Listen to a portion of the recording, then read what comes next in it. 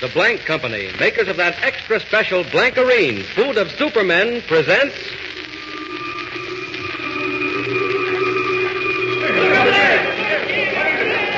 Up in the sky! Look! It's a bird! It's a plane! It's Superman!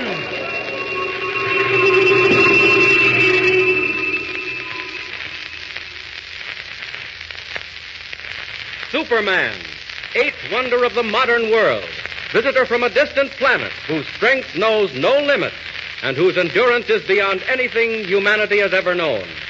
Champion on Earth of the weak and helpless, whose aim is to rescue the suffering and bring help to all who need and deserve it. And remember this, if you too would be a Superman...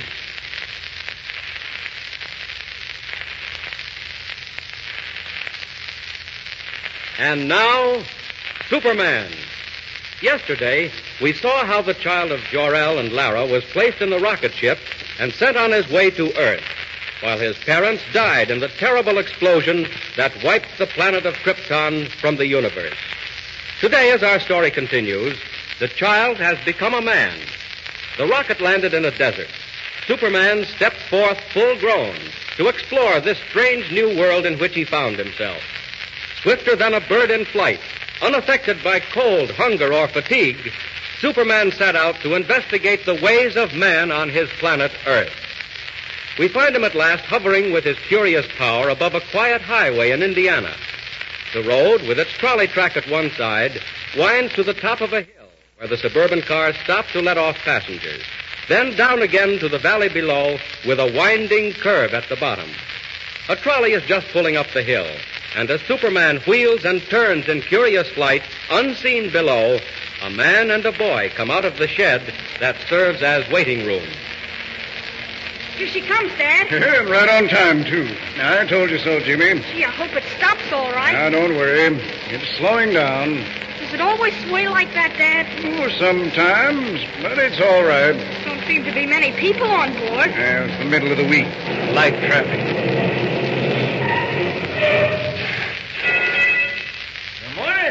Morning, Professor. Going into town? Well, I hope so, John. Taking Jimmy to the fair. Hey, great show, all right. Well, I reckon you're my only passengers. Make yourself at home. I'm going to get me a drink. Why, Dad, we've got it all to ourselves. Yeah, regular private car. Where'd the motorman go? Oh, just over at the spring. Mighty hot day. You better hurry. If he doesn't, he'll get left behind. Can't start without the motorman. Well, we are. Huh? Look, Dad. What? John, where are you? Daddy, what's happened? I want to get out. The brakes. Something's happened to the brakes. Let's get out quick. Open the doors. They're jammed. They're tight shut. We're going faster and faster. We're going downhill. What are we going to do? Jimmy, come here. The window, out the window, Dad. Get it open. Smash it. Wait. Jump, Dad, jump. No, it's too late. Going too fast. We've got to. Look, there ahead, there's a tree. Jimmy. A tree's falling right on the track. Look, there in the sky. It's a man. He's flying. It can't be. It's not possible. He's coming straight at us. He's swooping down. Quick, grab hold of me. No, put me down. Let go. Stop. What are you picking me up for? Get away. Put me down. I'm saving your lives. Daddy, he's picking me up out the window. Jimmy. Quick, one more second. Now then. Daddy. One under each arm. Out the window. And up in the air. Up. And we're off.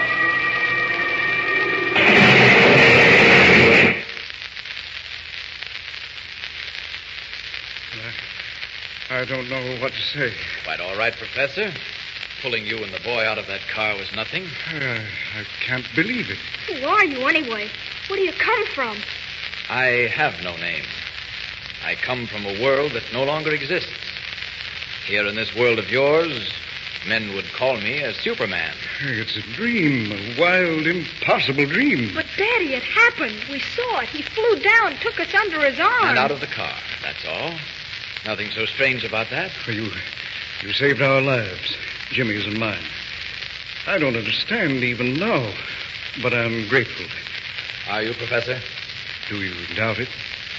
Would you do something to prove it? Would we? Anything at all? Then make me a promise. Promise that you'll say nothing at all about what's happened. What? Don't you want people to know? Not just yet. I want no one to know, except those I help. Will you promise? If you wish. I do. believe me. Then you have our word. Is that all? No. You've given me your promise. Now I want your advice. You want advice from us? You know this world. I am a stranger. You know the people in it. And I have still to find them out. You want to meet men, is that it? Not meet them, Professor.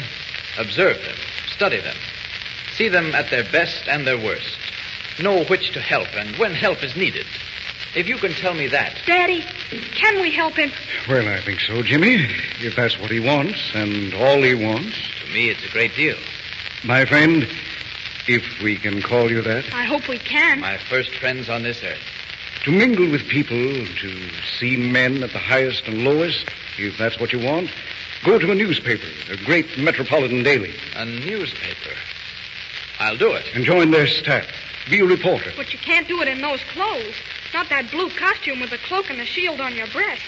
Gee, you just couldn't. Jimmy, these are the cloak and the shield of Superman. If I become as other men... Professor, I'll do it. I'll take your advice. And I thank you for it. But no thanks.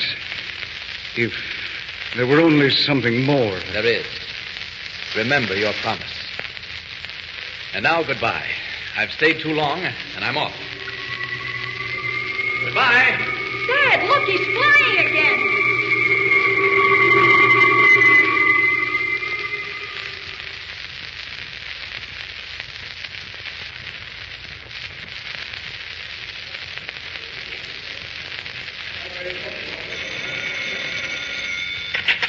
City desk. White. Listen, Chief. You better get somebody on that southwestern story right away. Anything broke? It looks bad. I don't know where your dope came from, but it sure was right. Where are you now? At the yards out of town. If I were you, I'd have somebody watch the man they call McCrae. McCrae. That's what I do, Chief. Watch him, trail him, follow him every minute.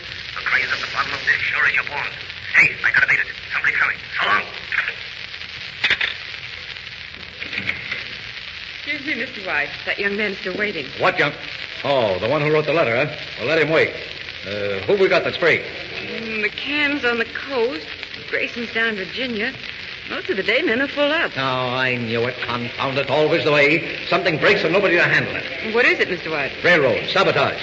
I didn't believe it, but there may be something in it after all. If there is... Yes, sir? If there is, Miss Lane, it'll be the biggest story since Lindbergh. And me short-handed. Oh, what's the use? Yes, sir. About that man. Oh, send him in. Send him in. Yes, sir. Come in, Mr. Kent. Mr. White will see you now. Thank you. Sit down. You want to see me? Yes, sir. My name is Kent. Clark Kent. What can I do for you, Mr. Kent? Well, Mr. White, you can give me work, I hope. Work? On the paper? Yes, sir. I'd like to be a reporter. No. You'd like to be a reporter. Floyd Gibbons in disguise. No, sir. Not Floyd Gibbons. Ever done any reporting? No, sir. No, sir. But you think you'd be a whiz, eh? I know. I'm sorry. Just the same. You haven't any openings? Not for greenhorns. I'm sorry if I'm blunt. But, Mr. White, even if I am a greenhorn, suppose I brought you a good story. And where would you get it?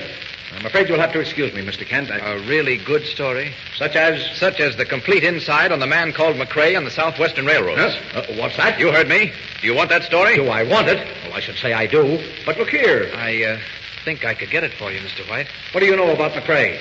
A little bit. Where'd you even hear his name? In connection with railroads, Mr. White. Stop beating about the bush. I only heard the beginning of that myself yesterday morning. Not a paper in the country has carried a line. And yet I come in here and talk about it. I think I could do something with that, Mr. White. Now, look here, Kent. Mysterious secret messages have threatened to tie up every railroad in the country, beginning with the Southwest... My goodness, Mr. White. For a while, the road paid no attention. Then the cracked flyer on the P&R went off a bridge. Yes, I read about that. Yeah, naturally. But you didn't read about the warnings, because they weren't printed. Weren't printed? No, and they won't be. Not until the FBI in Washington has checked all the angles, and then this man McCrae... Oh, yes. Yes, McCrae. Well, where do you come in? How did you get to know McCrae? Excuse me. City desk, White. My friend, tomorrow night the Flying U leaves Denver for the west. It will not arrive in Salt Lake City. Hey, what's that? Who's this? I have been called McCrae. That is all. Hey, come back here. Wait. Who was that just called me? Trace him. Find out where he was. I'm sorry, sir. We cannot do that. The party is disconnected. Nuts. Beg pardon, sir, but if that call did come from McCrae, I should be inclined to believe it. How do you know who that was? I should warn the officials in charge of the flying ute. Now, look here. You couldn't hear that phone. What is this? As I was saying, Mr. White, suppose I brought you a good story. A really good story. The story of how the flying ute was wrecked on its way to Salt Lake. I take chances, Kent. I'm going to take a chance on you. Thank you, Mr. White. It's 2,000 miles. You'll have to hop a plane. I'll get there, Mr. White, in spite of the weather. Good Lord, I hadn't noticed. Well, get to the airport anyway. You rang, Mr. White? Miss Lane, this is Clark Kent, temporarily attached to our staff. You'll note I said temporarily. Yes, sir. Kent leaves for the west with the first plane. Get him tickets and a $200 advance. Mr. White, all planes are grounded. That's all right, Mr. White. I'll get there. Take him outside and show him what he needs to know. Well, Mr. White, I'd like to thank you. Oh, let it go, Kent. Let it go. Get a story and you get a job. You're either clairvoyant or the luckiest guesser alive. Either way, I can use you. But if you miss out, well... This way, Mr. Kent. Thank you, Miss Lane. It's good of you to show me around. Pretty lucky, I'll say. 100 good newspaper men walking the streets, and you walk right into a job. I say, I am lucky. You wait in here, the anteroom to the cashier's office. Well, I really don't need an advance. Playboy in disguise, eh? I said wait here. Ah, what a beast of an evening. Don't fall out that window. It's 20 stories down. Beautiful view, even in the fog. You wait right here till I get your money. Then I'll introduce you to a few real newspaper men. Plane's grounded. 2,000 miles to go. Nobody's looking. I'm afraid I can't wait.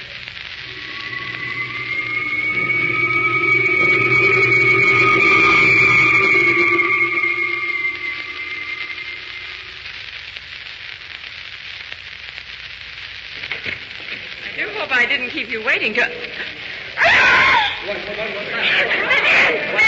Did he go out? Nobody went through the sitting room. He didn't go out. I left him right here, the window. The open window, he went through it, and it's 20 stories down. What do you say? What do you mean by that? I don't understand what you mean. I don't understand myself. Out the window, 20 stories above the ground. In the wink of an eye, meek Clark Kent, cub reporter for the Daily Flash, becomes Superman, eagle of the sky, winging his way west over city and plain, river and mountain. But will he be in time? Can he checkmate the strange figure called McCrae, discover the plot, save the flying ute, roaring toward Denver at 90 miles an hour? Tune in tomorrow and follow the story. And meanwhile...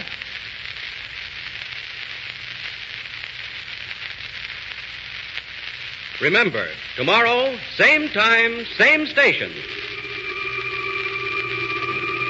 Up in the sky! Look! It's a bird. It's a plane! It's Superman!